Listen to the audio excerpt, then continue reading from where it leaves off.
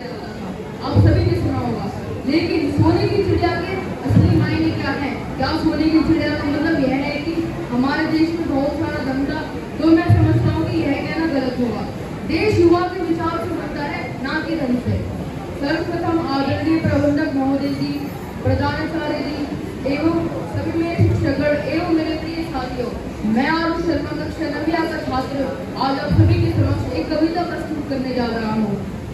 जब गली गली और गांव गांव ज्ञान दीप जल जाएगा, जब गली गली और गांव गांव ज्ञान दीप जल जाएगा, लड़का लड़की और देश का हर बंधन कट जाएगा, राष्ट्र हित के कुल के स्वर में जब शंखनाद हो जाएगा, सच कहता हूँ भारत सोने की चिड़िया कहलाएगा, भारत सोने की चिड़िया कहलाएगा। इस देश में अब भी कई नारी कमजोर बनकर जीती हैं, अनहोनी का डर रहता है, घर से नहीं निकलती हैं, इस समाज के हर बंधन को वह अपना कर्तव्य समझती हैं, दहेज प्रथा के कुचक्र में तिल तिल करके मरती हैं। क्यों बाप अपनी बेटी को अपना बोझ समझता है? क्यों हथियार औरत को अपने को मर्द समझता है? जिस दिन इस रीति का युद्ध से शंखनाद हो जाएगा, सच कहता हूँ भारत सोने की चिड़िया कहलाएगा, भारत सोने की चिड़िया कहलाएगा।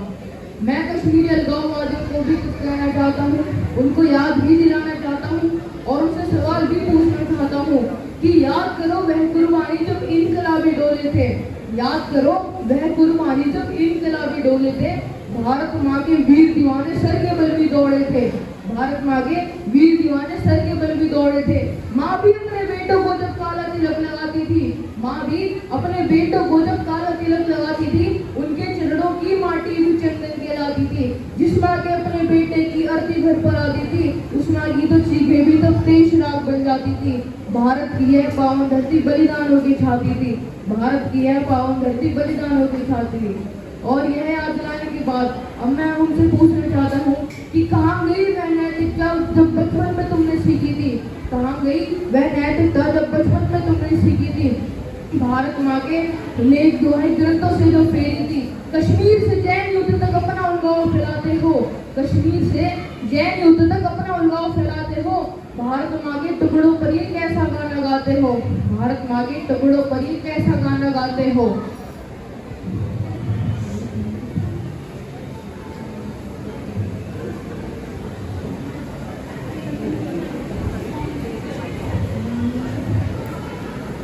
जब भी देश का बेटा सरहद पर लड़ने जाता है, जब भी देश का बेटा सरहद पर लड़ने जाता है, वीर सबूत के सम्मान में पर्वत भी शीश झुकाता है, वीर सबूत के सम्मान में पर्वत भी शीश झुकाता है।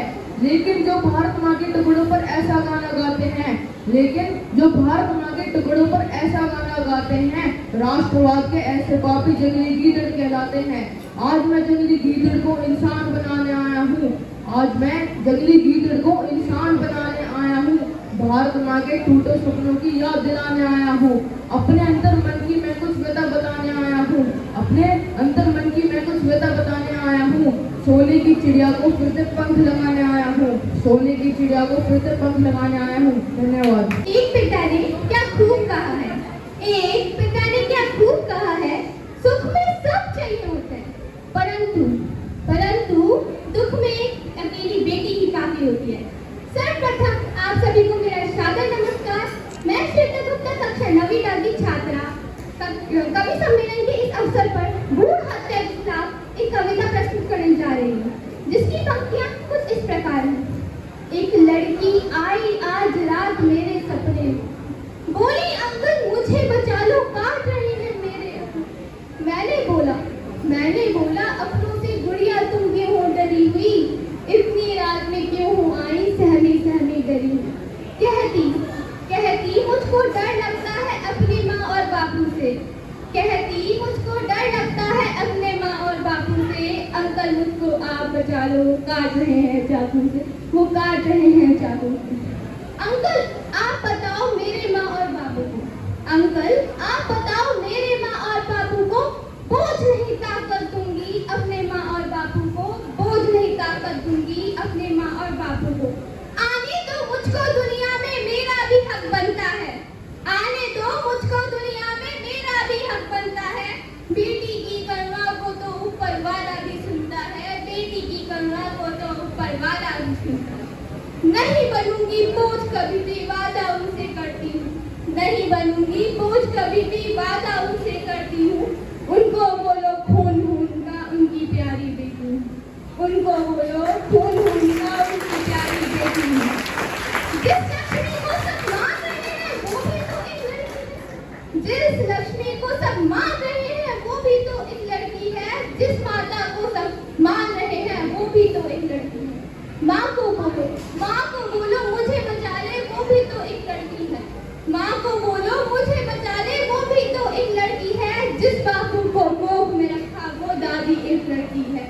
जिस बापू को कोख में रखा वो दादी एक लड़की है। लड़की की करुणा को सुनकर मैं तो नींद से जाग गया। लड़की की करुणा को सुनकर मैं तो नींद से जाग गया। लड़की ना हो तो कुछ भी नहीं है, अब ये मैं मान गया। लड़की ना हो तो कुछ भी नहीं है, अब ये मैं मान गया। लड़की की करुणा को तो अब घर घर तक पहुंचाना है। लड़की की करुणा को तो अब घर घर तक पहुंचाना है। कभी ना हो ये पाप किसी से, अब सबको समझाना है। अब सबको समझाना है, अब सबको समझाना है। धन्यवाद। किसी के हिस्से में मकान आया, किसी के हिस्से में दुकान आई। किसी के हिस्से में मकान आया, किसी के हिस्से में दुकान आई। मैं घर में सबसे छोटा था, मेरे हिस्से में माँ आई। मैं घर में सबसे छोटा था, मेरे हिस्से में माँ आई। सर्वप्रथम आप सभी को मेरा सादर नमस्कार। मैं पुलकित गोस्वामी कक्षा 9वीं का छात्र आज आपके समक्ष माँ की शान में चंद पंक्तियां प्रस्तुत करना चाहूंगा। पंक्तियां कुछ इस प्रकार से हैं कि हम एक शब्द है तो वह पूरी भाषा है। हम एक शब्द है तो वह पूरी भाषा है। हम कुंठित है तो वह अभिलाषा है। बस यही माँ की परिभाषा है। बस यही माँ की परिभाषा है। हम समुद्र का है तेज वेग तो झरनों का है निर्मल स्वर। हम एक शूल है तो वह सहस्त्र ढाल प्रखर। हम दुनिया के हैं अंग वह उसके अनुक्रमण का है। हम दुनिया के हैं अंग वह उसके अनुक्रमण का है। हम पत्थर के हैं संग वह कंचन की कनिका है। हम पत्थर के हैं संग वह कंचन की कनिका। वही सरस्वती का उद्गम है, वही एक सुभाषा है। वही सरस्वती का उद्गम है, वही एक सुभाषा है। हम एक शब्द है तो वह पूरी भाषा है। बस यही माँ की परिभाषा है। बस यही माँ की परिभाषा है। कुछ समय पूर्व सर्दियों की बात थी। मेरी माँ अपने मायके गई हुई थी और मैं विद्यालय आने के लिए सज था। तो एक पल के लिए मुझे ऐसा लगा कि कोई रोक लेगा और कहेगा कि खड़े खड़े दूध पत्ती हजम नहीं होगी, 2 घड़ी सांस ले ले। खड़े खड़े दूध पत्ती हजम नहीं होगी, 2 घड़ी सांस ले ले। अरे इतनी ठंड और कोट भूल गया, इसे भी अपने पास ले ले। इतनी ठंड और कोट भूल गया, इसे भी अपने पास ले ले। मन में सोचा माँ रसोई से बोली होंगी।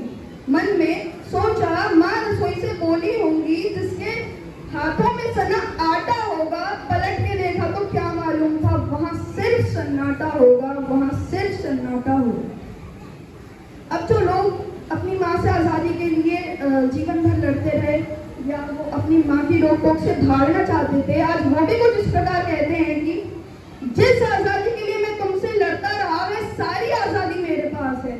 जिस आज़ादी के लिए मैं तुमसे लड़ता रहा वह सारी आज़ादी मेरे पास है। न जाने फिर भी क्यों, न जाने फिर भी क्यों दिल की हर धड़कन उदास है। दिल की हर धड़कन उदास है।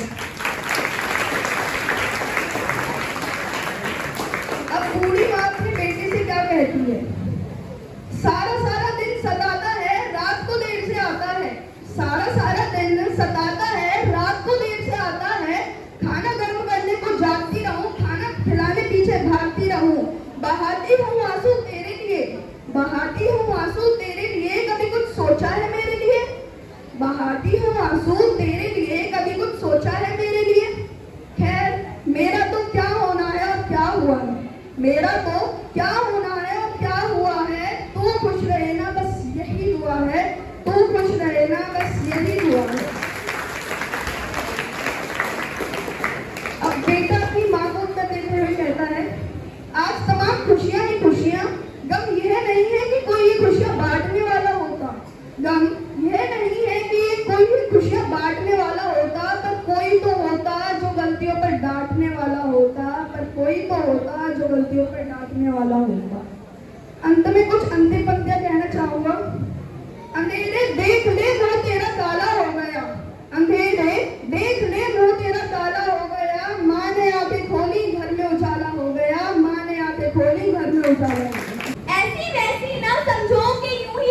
जाऊंगी। ऐसी वैसी न समझो कि यूं ही बहल जाऊंगी। मेरी बातों को गौर से सुनिएगा, मराठाओं की बेटी हूँ तो शब्दों में खेल जाऊंगी, तो शब्दों में खेल जाऊंगी। मैं छोटी सी एक लड़की हूँ, कुछ सवाल लेकर आई हूँ। एक छोटी सी मैं लड़की हूँ, कुछ सवाल लेकर आई हूँ। आंखों में आंसू और दिल में बवाल लेकर आई हूँ। आप सभी का मौन साधना बस आज नहीं चाहिए। आप सभी का मौन साधना बस आज नहीं चाहिए। आखिर क्यों गलत होती हैं लड़कियां, बस आज यही बताइए, बस आज यही बताइए। धारण कर मैं अस्त्र शस्त्र, धारण कर मैं अस्त्र शस्त्र, मैं खुद ब्रह्मास्त्र चलाऊंगी और हनुमान जी की भक्त हूँ, ये कहने से कतई नहीं घबराऊंगी, कतई नहीं घबराऊंगी। तुम छुओ मेरी पूंछ एक बार, मैं खड़े खड़े तुम्हारी लंका फूंक जाऊंगी। तुम छुओ मेरी पूंछ एक बार, मैं खड़े खड़े तुम्हारी लंका फूंक जाऊंगी। कि मैं कलयुग की द्रौपदी हूँ, लाज बचाने श्री कृष्ण को नहीं बुलाऊंगी, श्री कृष्ण को नहीं बुलाऊंगी। और तुम क्या कहते हो, मुझे रानी बनाकर ले जाओगे? और तुम क्या कहते हो, मुझे रानी बनाकर ले जाओगे? अरे खाक कहलाऊंगी मैं रानी, जब मेरा ताज भी मेरे ही मायके से मंगवाओगे, मेरे ही मायके से मंगवाओगे। अजी आप बताओ ना, अंधों की अदालत में कानून का खेल भी क्यों किया जा रहा है? अजी आप बताओ ना, अंधों की अदालत में कानून का खेल भी क्यों किया जा रहा है? जब सरेआम ही गुवाना है हमारे दरिंदों को, तो जेल का आदेश भी क्यों दिया जा रहा है, आदेश भी क्यों दिया जा रहा है? कि मत सताओ और मुझे, मैं चंड-मुंड माला धरनी बन जाऊंगी। कि मत सताओ और मुझे, मैं चंड-मुंड माला धरनी बन जाऊंगी। तुम्हारे मस्तकों से कर श्रृंगार महिषासुर मर्दनी बन जाऊंगी। सीता का मैं रूप धरी हूँ, एक दिन काली कल्याणी बन जाऊंगी। सीता का मैं रूप धरी हूँ, एक दिन काली कल्याणी बन जाऊंगी। सारे शस्त्र धर मैं तुमको मौत के साक्षात दर्शन करवाऊंगी, साक्षात दर्शन करवाऊंगी। कि मेरे प्रकोप से एक दिन ये सारा संसार घबराएगा। कि मेरे प्रकोप से एक दिन ये सारा संसार घबराएगा, जब ये हिमालय भी मेरे साथ मिलकर राग विलाप गाएगा, राग विलाप गाएगा। खत्म कर मैं सारी सृष्टि, मौत की नींद सो जाऊंगी। खत्म कर मैं सारी सृष्टि, मौत की नींद सो जाऊंगी।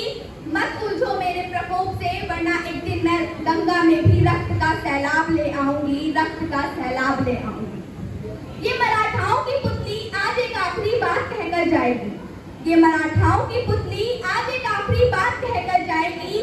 देश बदल जाएगा मेरा, जब हर लड़का वीर शिवाजी और हर लड़की महारानी लक्ष्मीबाई बन जाएगी, महारानी लक्ष्मीबाई बन जाएगी। कि मेरे मुख पर अटल जी और हृदय में भगत सिंह वास करते हैं। कि मेरे मुख पर अटल जी और हृदय में भगत सिंह वास करते हैं। और आज हम तीनों मिलकर आपसे नारियों की सम्मान की आस करते हैं, नारियों की सम्मान की आस करते हैं। धन्यवाद। आज मैं आरव गौर कक्षा 9वीं और का छात्र कवि सम्मेलन के इस उपलक्ष्य में वीर रस ओतप्रोत भगत सिंह, सरदार शहीद भगत सिंह के ऊपर एक कविता प्रस्तुत करने जा रहा हूँ, जिसके बोल कुछ इस प्रकार हैं कि जिसके अप्रतिम समर्पण से माता का मस्तक ऊंचा है, जिसके अप्रतिम समर्पण से माता का मस्तक ऊंचा है, जिसका बलिदान याद करके नतमस्तक देश समूचा है, जिसकी गाथा से देशभक्त का ज्वार प्रभावित होता है, जिसकी गाथा से देशभक्त का ज्वार प्रभावित होता है, जनमानस में भी राष्ट्रवाद का भाव समाहित होता है, जो सपने में भी भारत की सेवा का भाव पिरोता था, जो सपने में भी भारत की सेवा का भाव पिरोता था, जो बचपन में भी छिप करके खेतों में बंदूकें बोता था, जो काल ब्याज के फन पर भी, जो काल ब्याज के फन पर भी काना बन करके नाचा था, और जिसने ब्रिटिश हुकूमत के गालों पे जड़ा तमाचा था, और जिसने ब्रिटिश हुकूमत के गालों पे जड़ा तमाचा था। उस भगत सिंह नरनाहर के चरणों में शीश झुकाता हूँ, उस महासूर्य की पूजा में छोटा सा दिया जलाता हूँ, कि लेखनी हमारी बार बार उनका अभिनंदन करती है, श्रद्धा रूपी पुष्पों से उनका पठवंदन करती है, कि जिसने बचपन की लोरी में माँ भारत का जयगान सुना, कितने अमर शहीदों का बलबेदी पे बलिदान सुना, वो जलियांवाला बाग सुना, देखा लाशों पे लाशें हैं, अंग्रेज दरिंदों को देखा जो सभी खून के प्यासे हैं। अंग्रेज दरिंदों को देखा जो सभी खून के प्यासे हैं। 12 की उम्र रही होगी, 12 की उम्र रही होगी, पर रहा 7वीं कक्षा में, मन प्राण न्यौछावर कर बैठा भारत माँ की कक्षा में।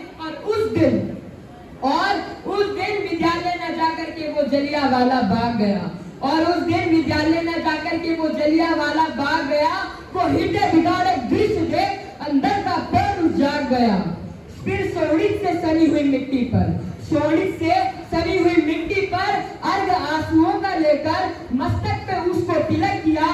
मन में संकल्प कठिन लेकर कि मन में उठे ज्वार में तन का भी अभिषेक किया, और भारत माता की जय बोली। विकराल कठिन पर एक किया कि मक्कार फिरंगी शासन से भारत को मुक्त कराऊंगा, और इस धरती का पावन झंडा लंदन की छाती पर लहराऊंगा। इस धरती का पावन झंडा लंदन की छाती पर लहराऊंगा। फिर सैंडर्स की छाती पे जब तक गोली से वार किया, उस नीच नराधर पापी का क्षण भर में ही संगार किया। अब लाला की हत्या का बदला लेकर दिखलाया सत्ता को, लाहौर छोड़कर भगत सिंह फिर निकल गए कलकत्ता को।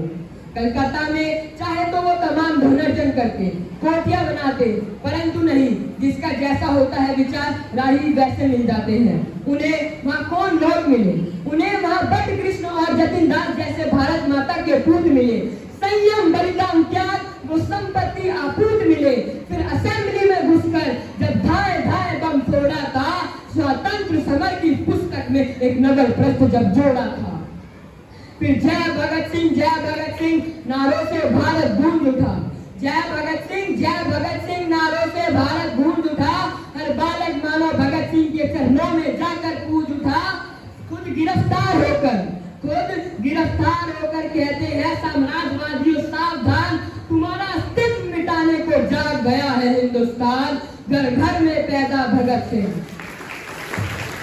घर घर में पैदा भगत सिंह, माता का कर्ज चुका देंगे, और तुम जैसे नीच दरिंदों को तो जिंदा ही दफना देंगे। तुम जैसे नीच दरिंदों को तो जिंदा ही दफना देंगे। फिर नाटक चला मुकदमे का। जैसा कि आप सभी को ज्ञात ही होगा कि भगत सिंह के साथ साथ राजगुरु और सुखदेव को भी 23 मार्च सन 1931 को फांसी पर चढ़ाया गया था, जबकि फांसी की तारीख 24 मार्च की थी। उनको एक दिन पहले ही फांसी पर चढ़ाया गया। तो उसी कथा पर आगे की कुछ पंक्तियां मैं समर्पित करता हूँ कि फिर नाटक चला मुकदमे का, कोई गवाना पेश रहा, सुखदेव भगत और राजगुरु को फांसी का आदेश रहा। सारी जनता ने मिलकर निर्णय का कठिन विरोध किया। सड़कों गलियों चौराहों पर जमकर इसका प्रतिरोध किया। सब देख रहे थे भगत सिंह, भारत माँ के दीवाने, जैसे पीपल पर प्राण न्यौछावर कर देते हैं परवाने, जैसे पीपल पर प्राण न्यौछावर कर देते हैं परवाने। फिर धीरे धीरे वो दिन आया बलवेदी पे चढ़ जाने को। पूजा का था वो स्वयं बनकर तनका नैवेद्य चढ़ाने को।